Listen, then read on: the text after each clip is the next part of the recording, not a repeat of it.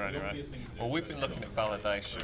Our feeling is that actually this could make a really big impact. We think that HEFKey should encourage institutions to trial agile and proportionate validation and approvals processes that are designed to assure quality for assembling what we reckon, or what we describe as short-run, flexible learning offerings, rather than the long-run traditional programs that a lot of quality assurance stuff has been set up for.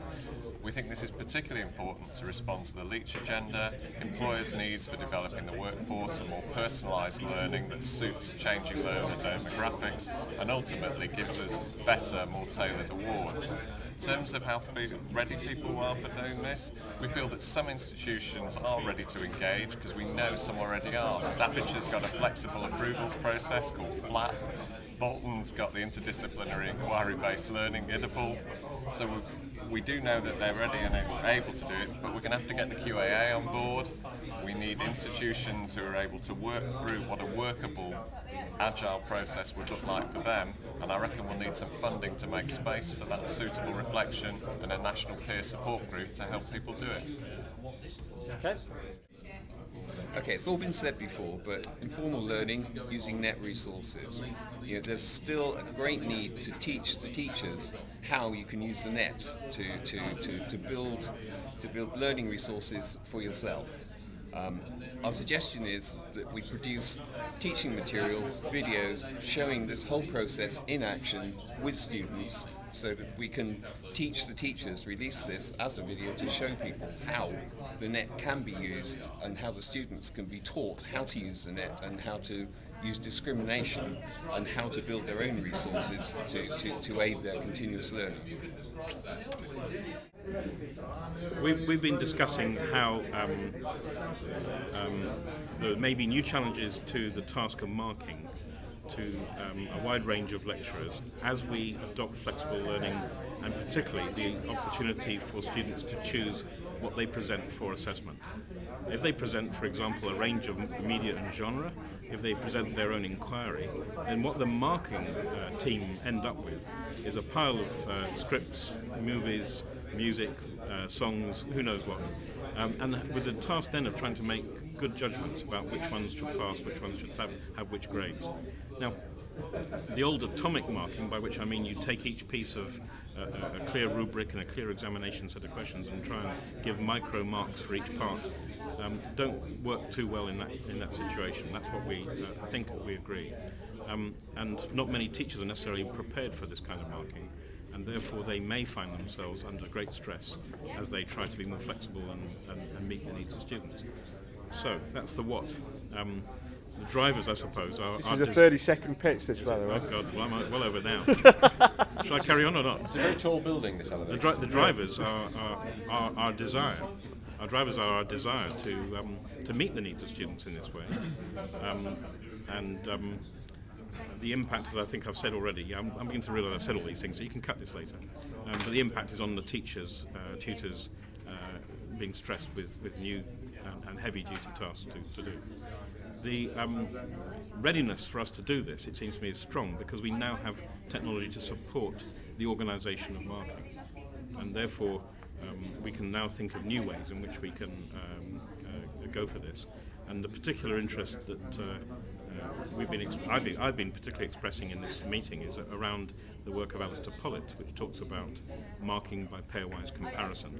And when you do that, arguably with a distributed team of tutors, you need technology to present the materials to the markers, and you need the technology to help the pairwise comparisons to be statistically gathered together to give a ranking for all the work. That's where there might be some really interesting new work to do. What we learnt from today in discussion is that the possibility is there for us to invite the students to do the marking in the same way, in this kind of interesting new way, and then feed back to them whether or not they are making good judgments in comparison to experienced tutors or successful students. And then the feedback from that might help them to begin to understand how they judge their own work in future and improve their submissions for assessment. Go on. The intervention we'd like to see, of course, is a suitcase full of cash so we can run the project to develop a project called social marking, which allows us to embody these ideas in a playground of new marking tools, and with hope that we'll inform the further development of this thinking. So we've been looking at accreditation of prior learning, and we see a close connection with information, advice and guidance processes, which is often closely connected to. At the present time, practice is piecemeal, and we need models of experiential learning which can provide something which is more coherent. The drivers for this need are really the increasing richness of pre-HE qualifications and the availability of electronic data for the first time through learner records provided through MyApp and things like SAP records from employers. There is the demand for this particular area comes from both employers and employees and other people looking for work for workforce development. So again, there's clear drivers for a number of different stakeholders. Why is this area ready for development? Because there's an underlying need for more students and an underlying need within this economy for targeted skills which the individual needs to progress socially and materially, and the employer needs in order to make a profit in a very difficult kind of marketplace.